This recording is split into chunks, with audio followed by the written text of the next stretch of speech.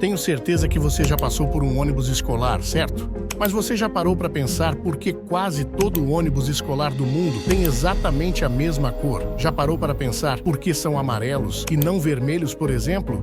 Ou pior, sabia que não pode ser qualquer tom de amarelo? À primeira vista, você deve pensar que a escolha do amarelo é só para chamar mais atenção. Uma escolha fácil, não? Bem, te adianto que a escolha dessa cor é muito mais complexa que isso e envolve a biologia do seu olho, a física da luz e uma reunião emergencial que mudou o mundo para sempre. Por isso, hoje, a gente vai descobrir por que essa tonalidade específica de amarelo é a única coisa que separa um transporte seguro de uma tragédia anunciada.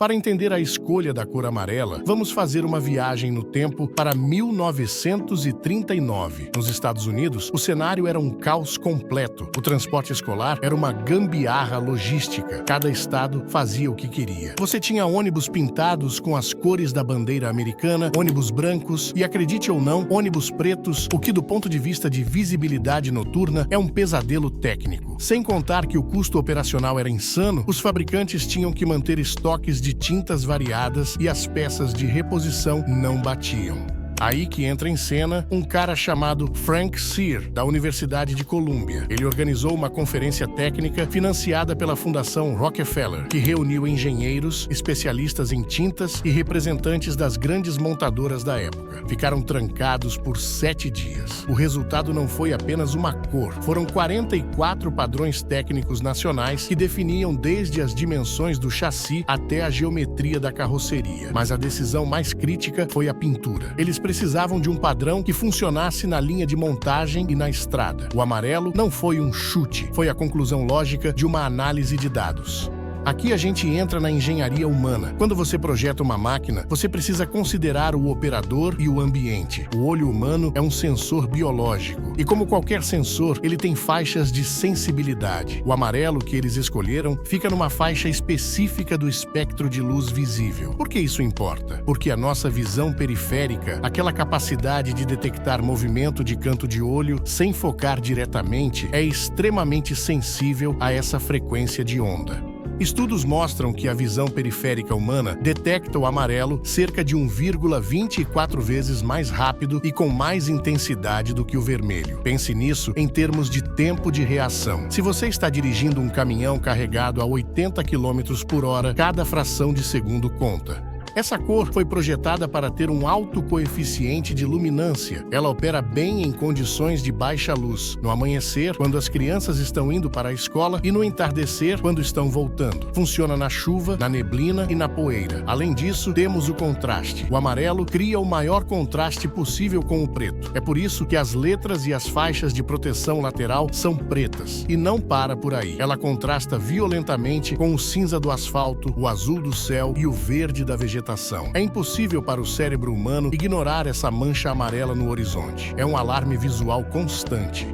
Vamos falar de física básica, massa versus inércia. Um ônibus escolar carregado é uma massa pesada. Ele tem freios a ar, tambores grandes, mas ele para muitas vezes. O perigo real não é o ônibus falhar, é o tráfego ao redor não respeitar a inércia da máquina. O objetivo primário da cor amarela é aumentar a distância de percepção. Se um motorista identifica o ônibus 2 segundos antes, isso significa dezenas de metros a mais para frear. Isso reduz a energia cinética de um impacto traseiro ou, melhor ainda, evita o impacto totalmente. Sem contar que temos a zona de perigo, as áreas cegas ao redor da carroceria, onde o motorista não vê as crianças. A cor vibrante serve como um farol para os outros motoristas saberem que ali, naquele perímetro, existem pedestres imprevisíveis. A pintura atua como um sistema de segurança passiva. Antes do sistema de freio sequer atuar, a cor já fez o trabalho dela.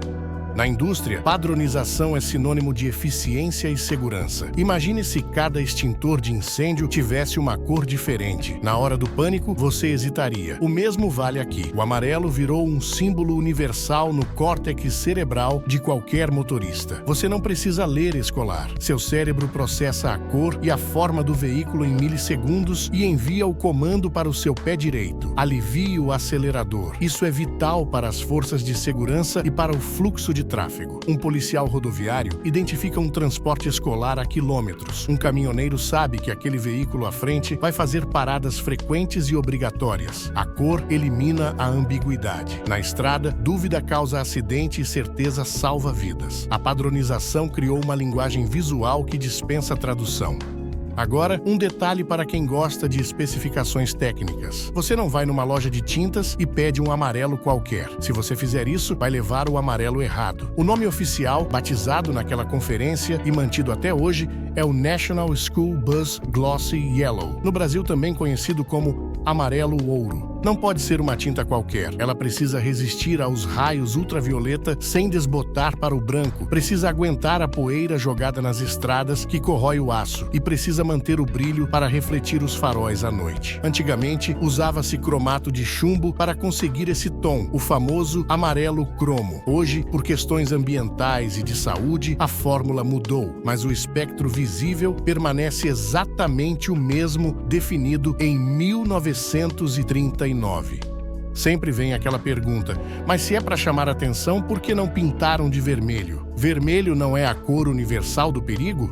Boa pergunta, mas a resposta é simples. No trânsito, o vermelho já tem dono. É a cor da parada imediata, dos semáforos, das luzes de freio e do caminhão de bombeiros. Se você pintar um ônibus de 12 metros de vermelho e colocar ele no engarrafamento às 6 da tarde, num dia chuvoso, sabe o que aconteceria? Ele se camuflaria num mar de lanternas traseiras, e o cérebro do motorista que vem atrás ignoraria ele como apenas mais uma luz vermelha. Além disso, tem um defeito físico no vermelho. Existe um fenômeno óptico chamado efeito Purkinje. Conforme a luz do dia cai, o olho humano perde a sensibilidade para comprimentos de onda longos muito rápido. Ou seja, na hora que as crianças estão voltando da escola, o vermelho começaria a aparecer preto ou cinza escuro para o olho humano. Seria uma falha de projeto grotesca. Tá, entendi, o vermelho não poderia ser, mas por que não laranja ou até mesmo verde-limão fluorescente? Boa ideia. Tecnicamente, o olho humano tem o pico máximo de sensibilidade no verde amarelado. É a cor que a gente vê melhor. Mas o ônibus escolar perdeu essa chance em 1939 por dois motivos. Primeiro, química industrial. Na década de 30, tintas fluorescentes ou neon não eram estáveis. Elas desbotavam em semanas sob o sol. O amarelo cromo era robusto, barato e aguentava a exposição. E o segundo motivo, e o mais importante, o contraste mecânico. Lembra que o ônibus precisa ter escritas legíveis, certo? A engenharia visual mede o índice de contraste. O preto sobre o amarelo ouro tem um contraste muito superior do que preto sobre verde-limão ou laranja.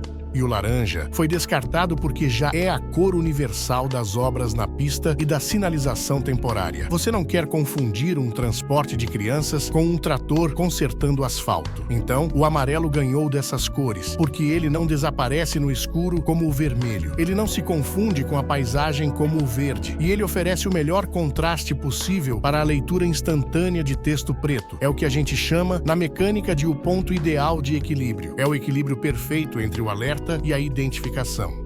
O Brasil adotou o amarelo, não só pela tradição americana. Imagine uma estrada de terra levantando uma nuvem de poeira marrom, o veículo branco some e o cinza desapareceria. O amarelo ouro é a única coisa que consegue furar a barreira visual da poeira densa de uma estrada rural. Enquanto o ônibus americano foi feito para ser visto no trânsito das cidades, o brasileiro foi feito para sobreviver aos terrenos mais desafiadores. É a mesma cor, a mesma missão, mas com uma engenharia completamente diferente por baixo do capô. O ônibus escolar americano foi projetado para andar no asfalto perfeito. Ele tem entre-eixos longo e é baixo. Se você colocar um internacional americano numa estrada do interior do Mato Grosso em época de chuva, ele atolaria na primeira curva. Não tem o ângulo de ataque necessário para vencer nossas valetas. Por isso, só importar o padrão americano não funcionaria aqui. Foi aí que, em 2007, a Engenharia Nacional teve que entrar em campo com o programa Caminho da Escola. Eles não pegaram apenas um ônibus e pintaram de amarelo. Eles criaram uma especificação técnica. Assim, elevaram o chassi. A gente está falando de feixes de molas reforçados e amortecedores de dupla ação com curso maior. Cortaram a saia do ônibus em ângulo para não arrastar a traseira quando passar num buraco fundo. Alteraram a tração e o diferencial. Aqui está o pulo do gato. Muitos desses modelos saem de fábrica com bloqueio de diferencial no eixo traseiro. Para quem não sabe, na lama, se uma roda gira em falso, o ônibus atola. O sistema trava o eixo, obrigando as duas rodas a girarem juntas com força bruta. É tecnologia off-road aplicada ao transporte escolar. Inclusive, alguns modelos menores são 4x4 reais. E o uso de pneus misto. Esquece pneu de asfalto liso. A especificação exige pneus de uso misto ou terra, com sulcos profundos para limpar a lama. Dessa forma, o ônibus escolar brasileiro é, na verdade, um caminhão off-road disfarçado de ônibus. Ele usa motorização, geralmente 4 cilindros com torque alto em baixa rotação, porque ele não precisa correr, ele precisa desatolar. Da próxima vez que você ficar preso atrás de um desses monstros amarelos no trânsito, não reclame. Lembre-se da engenharia por trás disso. Ele é o resultado de quase um século de dados, testes de colisão e estudos ópticos. Países fora dos Estados Unidos adotaram ou se inspiraram nesse padrão porque ele funciona. É pragmático e eficiente. A cor amarela é a primeira barreira de proteção. Se ela falhar, entra o aço. Mas a ideia é que o aço nunca precise ser testado. Não é só um ônibus amarelo. É provavelmente o veículo de transporte civil mais estudado e padronizado da história da mecânica moderna. Se você curtiu mergulhar na engenharia dessa máquina, deixa o like. E me diz nos comentários, qual outra máquina pesada ou peça mecânica você quer ver desmontada aqui no canal? Manda aí que a gente vai atrás. Forte abraço e até a próxima!